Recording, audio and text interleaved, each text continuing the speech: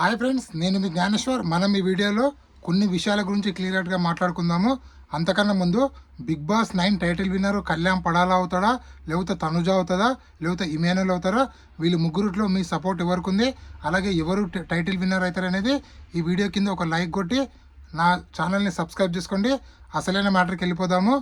Big boss హౌస్లో ticket finale టాస్కులు జరుగుతున్నాయి కదా, ఆ టాస్కుల్లో ఫైనల్గా ఎవరెవరు మిగిలారు, ఎవరు టికెట్ ఫినాలే విన్నర్ అయ్యారనేది ఈ వీడియోలో క్లియర్ కట్గా మాట్లాడుకుందాము. అదేవిధంగా కళ్యాణ్ పడాల ఫ్యాన్స్కి ఒక పెద్ద గుడ్ న్యూస్ అయితే ఉంది. ఎందుకంటే Kalyan Padala ticket finale winner అవ్వడం జరిగింది. కళ్యాణ్ పడాల ఫస్ట్ ఫైనలిస్టు అవ్వడం జరిగింది. సో ఎలా ఫైనలిస్ట్ అయ్యాడు, ఎవరి మధ్యలో టాస్కులు జరిగాయి, ఎలా గెలిచాడన్నది ఈ వీడియో మీరు చివరి చూడండి. మీకైతే ఫుల్ క్లారిటీ అయితే వస్తుంది. అదేవిధంగా నామినేషన్లో ఉన్నటువంటి 6 కంటెస్టెంట్ల ఓటింగ్ ఆర్డర్ ఒకసారి పరిశీలిస్తే వాళ్ళలో ఎవరు సేఫ్ జోన్లో ఉన్నారో, ఎవరు డేంజర్ జోన్లో ఉన్నారో, ఎవరు ఎలిమినేషన్ దగ్గర ఉన్నారనేది ఈ వీడియోలో మనము క్లియర్ కట్గా మాట్లాడుకుందాము. ఫస్ట్ ఆఫ్ ఆల్, నా పేరు జ్ఞానేశ్వర్. నాకు ఒక ఇన్స్టా ఐడి ఉంది. ఆ ఇన్స్టా ఐడి పేరు జ్ఞానేశ్వర్ బీబీ రివ్యూస్ అని ఉంటుంది. మీకు ఎపిసోడ్ కన్నా ముందే అప్డేట్లు మీకు తెలియాలంటే నా ఇన్స్టా ఐడిని ఫాలో అవ్వండి.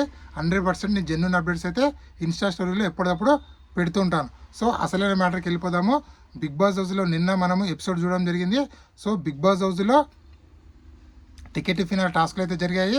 టోటల్గా 5 కంటెస్టెంట్లు అయితే టికెట్ ఫినాల్ రేస్ నుంచి అవుట్ అయ్యారు. వాళ్ళు ఎవరెవరు అంటే సంజన గారు, తనుజ, డెమాన్ పవన్, సుమన్ శెట్టి, బర్నీ గారు.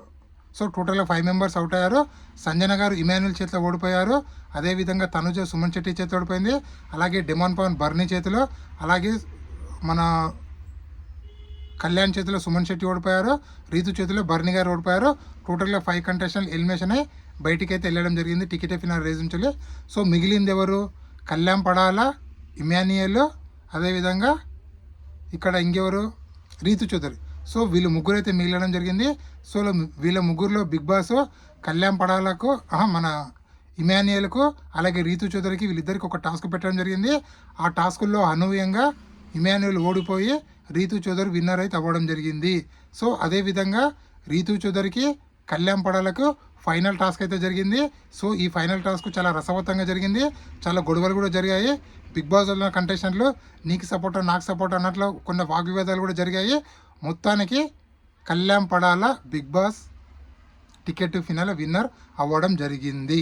సో ఫస్ట్ ఫైనలిస్ట్ అయిన కంటెస్టెంట్ కళ్యాణ్ పడాల 2 సార్లు క్యాప్టెన్ అయ్యాడు. దాని తర్వాత బ్యాక్ టు బ్యాక్ విన్నర్ అయ్యకుండా టికెట్ ఫినాల్ కూడా కొట్టడం అయితే జరిగింది. సో అదేవిధంగా నిన్న రీతు చౌదరికి, అదేవిధంగా మన ప్రోమోలో చూసాం కదా, కళ్యాణ్ పడాలకు బర్నీ గారికి గొడవ జరిగింది కదా, ఆ గొడవలో ఎవరిది తప్పు ఎవరిది రైట్ అని మాట్లాడుకుందాము. అదేవిధంగా రీతు చౌదరి బర్నీ గారికి గొడవ జరిగింది కదా, ఆ గొడవలో ఎవరిది తప్పు ఎవరిది మాట్లాడుకుందాము.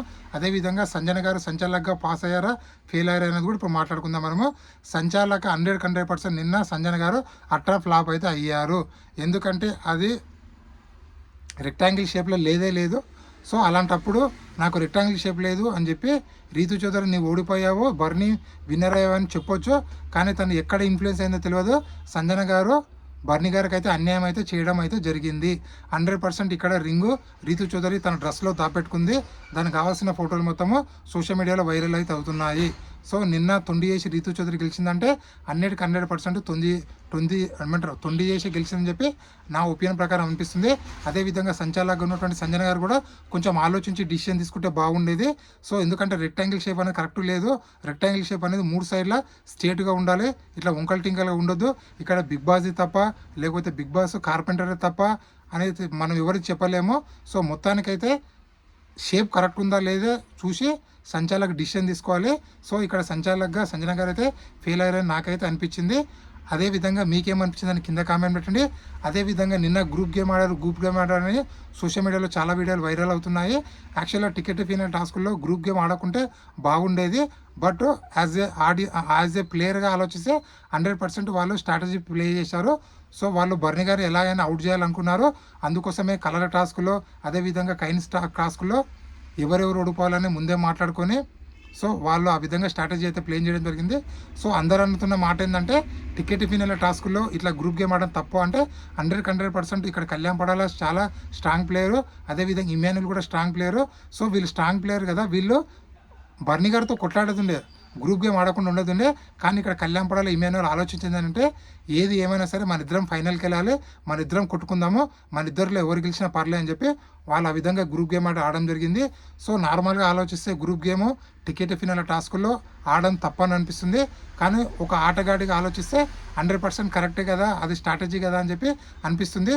సో మీకేమనిపించింది అనేది కింద కామెంట్ పెట్టండి. అదేవిధంగా డిమాను అలాగే కళ్యాణ్ వీళ్ళిద్దరు మన బర్నీ గారు కళ్యాణ్ వీళ్ళిద్దరు గొడవలు ఎవరిది తప్పు ఎవరిది రైట్ అంటే మనకి ఎపిసోడ్లో మొత్తం టెలికాస్ట్ అయిన తర్వాత మనం క్లియర్ కట్గా చెప్దాము ఎవరిది తప్పు ఎవరిది రైట్ అని.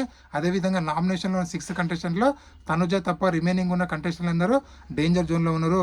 ఎందుకంటే వాళ్ళ ఓటింగ్ పరిశీలిస్తే తనుజ ఓటింగ్ 30%లో ఉంది, అలాగే Suman Shetty voting 14%, demon voting 14%, అదేవిధంగా Bharani voting 14%, Ritu voting 16%, Sanjana voting 60%లో ఉంది. ఓవరాల్గా అబ్జర్వ్ చేస్తే ఈ 5 కంటెస్టెంట్లు అయితే డేంజర్ జోన్లో ఉన్నారు. ఈ 5 కంటెస్టెంట్లో ఎవరో ఒకరు 100% ఎలిమినేషన్ అయ్యే ఛాన్స్ అయితే ఉంది. మొత్తానికి వీడియో నచ్చితే లైక్ చేయండి, షేర్ చేయండి, సబ్స్క్రైబ్ చేసుకోండి. ఇలాంటి కొత్త అప్డేట్ నేను ఎప్పటికప్పుడు అందిస్తుంటాను. మీరు సపోర్ట్ చేశారు మనసారా కోరుకుంటూ నేను మీ జ్ఞానేశ్వర్.